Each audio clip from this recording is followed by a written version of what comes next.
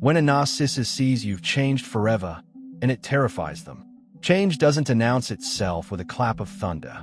It seeps in quietly, almost unnoticed, like the tide creeping in while the world sleeps.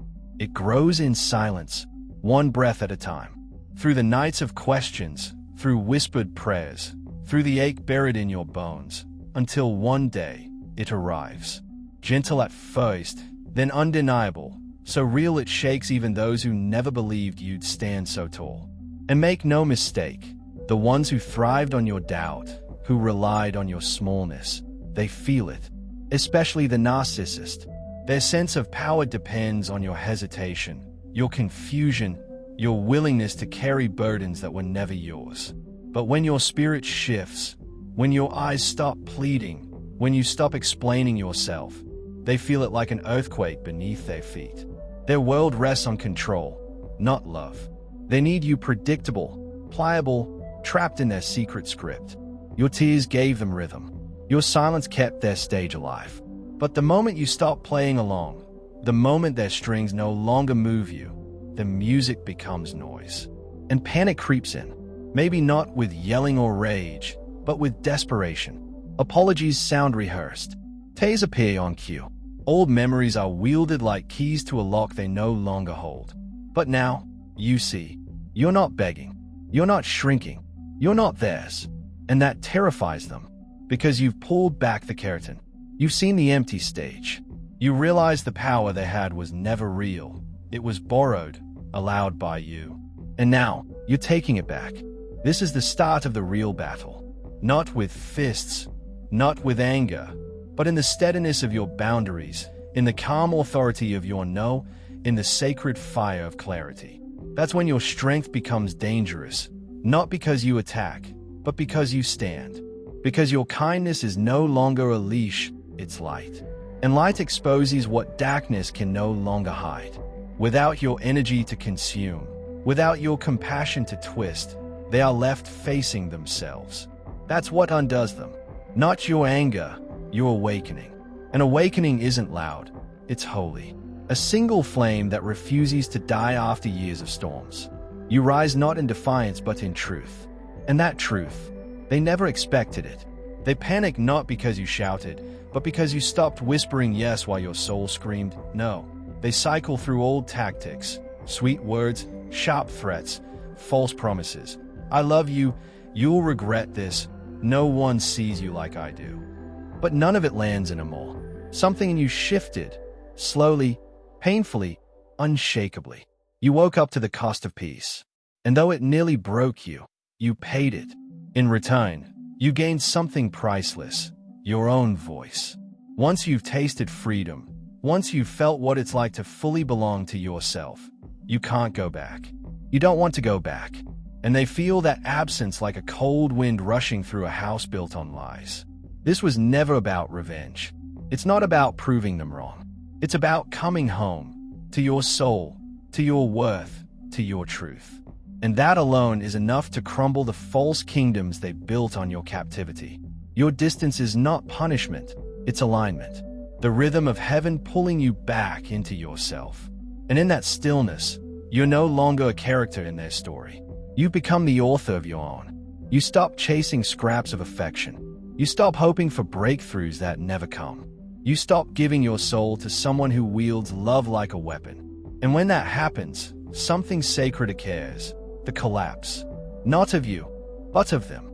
The illusion they crafted, where they sat at the center and your worth depended on how you navigated their moods, crumbles.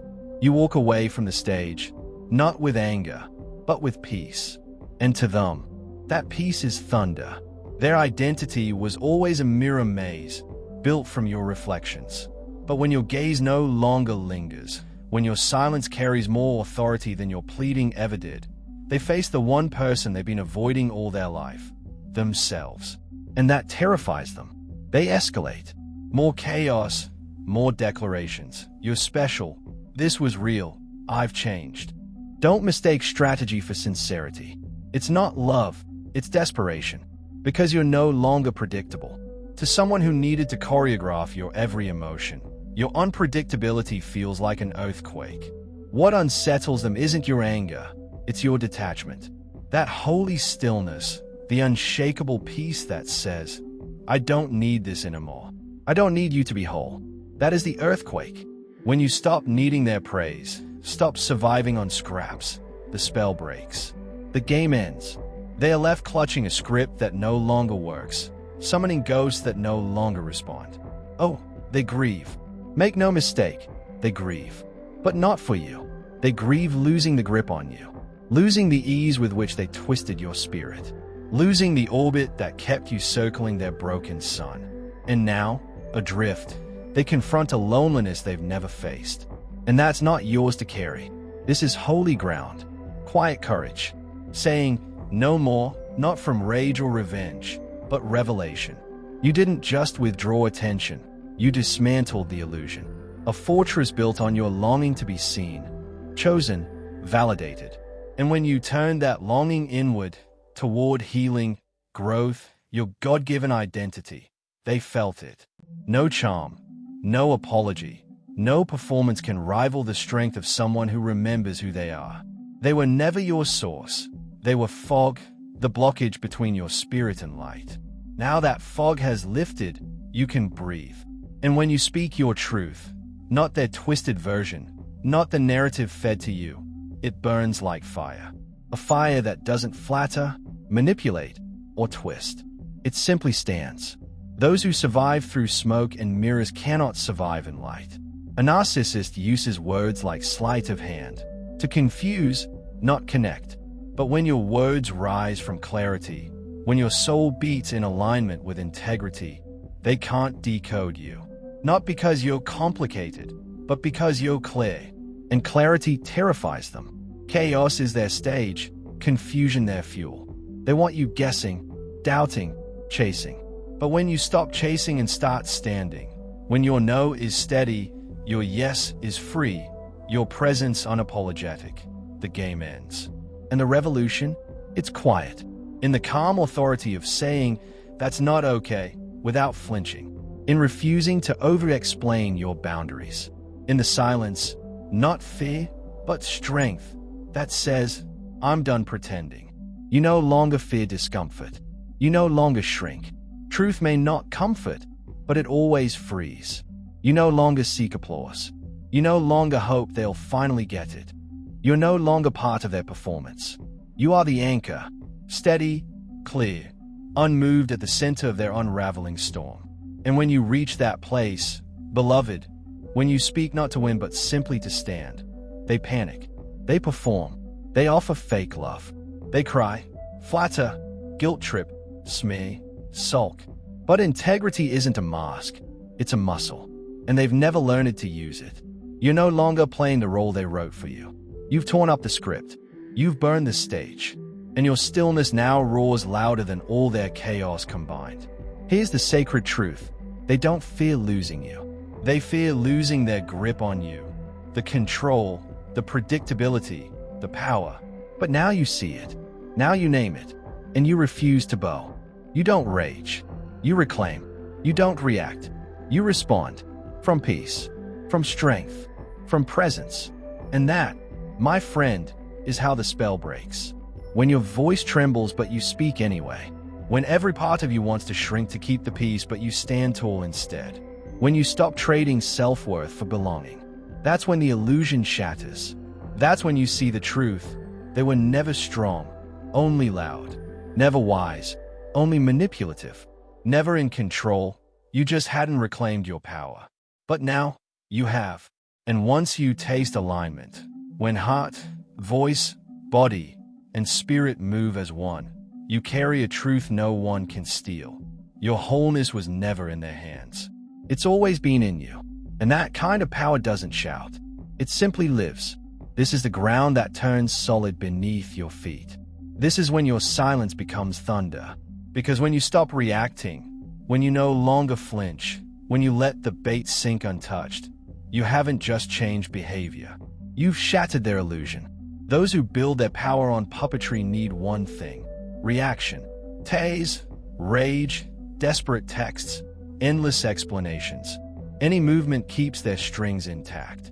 But when you stop dancing, When your silence carries clarity instead of fear, their whole house of cards trembles, and it shakes them to the core. Because you're not quiet from defeat. You're quiet from growth. You've stepped outside the circus. You've stopped arguing in circles.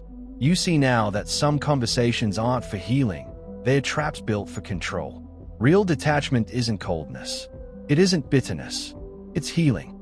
It's the sacred refusal to prove your worth in a rigged game. You're no longer seeking closure. You're not begging honesty from someone allergic to it. You're not angry. You're simply done. And to a narcissist, that kind of detachment, it's rebellion. They perfected their cues. Sighs, smirks, cold shoulders, every gesture meant to pull you back in. But you stopped responding. You've stopped auditioning for approval. You've stopped starving for scraps of affection.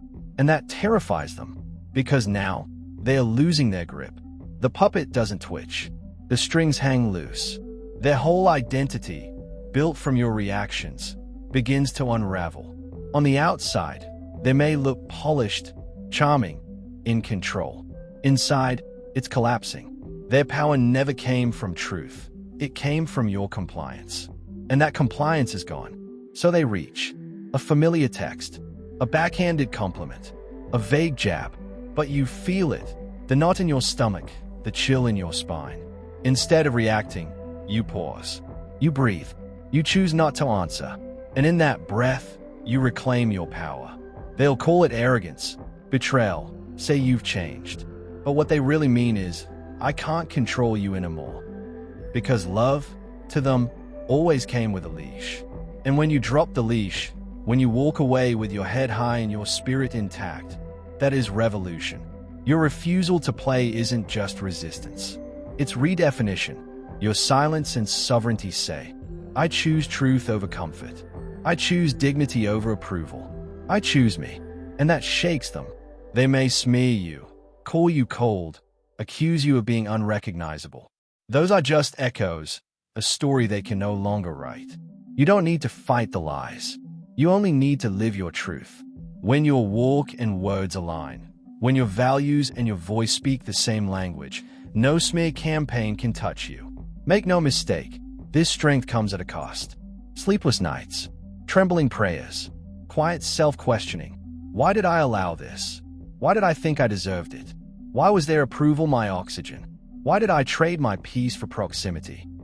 The answers aren't always gentle, but they are sacred.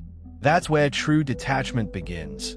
Not from them, but from the lies you once believed about yourself. This journey isn't about revenge. It's resurrection. Not about growing cold. It's about coming alive. You're not performing detachment. You're reclaiming wholeness. And when you taste that wholeness, when you realize you no longer need their praise, pity, or presence, you'll never settle for crumbs again. Not because you're too good, but because you remember your worth. That is the truth that sets the soul free.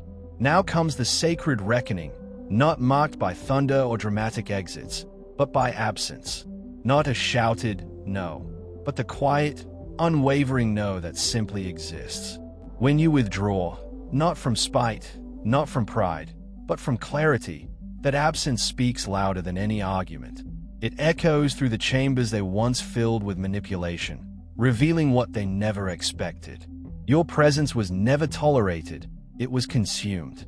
Every glance, every gesture, every compromise catalogued not for connection, but for leverage. They studied your reactions like a general memorized terrain before battle. And when you stepped back, you didn't just leave the room. You removed their mirror, their fuel, their mask. This absence isn't passive, it's potent. Not a cold shoulder, not silent treatment, but stillness born of freedom. No smiles, no explanations, no extra labor to maintain a fantasy that was never yours. Your absence becomes a mirror, reflecting their chaos, lies, and unmasked self. And yes, they feel it. They might hide it, post a picture, laugh too loudly, but inside, their world is unraveling. They didn't just lose a person, they lost control. And when control is lifeblood, losing it feels like death. Let the world believe they moved on easily. You know the truth, they are scrambling. Not all supply is equal. You weren't a mirror, you were clarity. You made their illusion believable. And now, without you, their reflection flickers. Charm without conscience cannot survive silence. Here's the truth they'll never admit. You were the strong one all along. You carried the weight, patched the cracks, held up the facade. And now, the scaffolding collapses.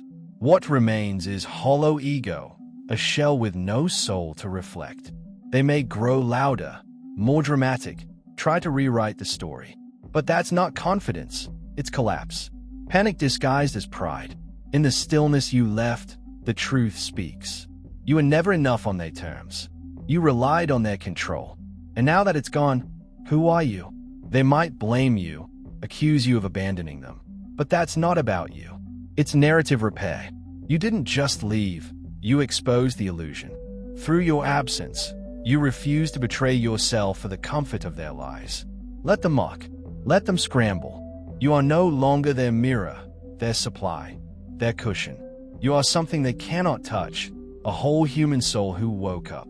And once you've tasted that freedom, no lie, no love bomb, no last-ditch apology can pull you back. You don't just escape, you dismantle the delusion. Not by fighting, but by leaving, by living, by realizing that your absence is not the end of your story. It's the beginning of theirs.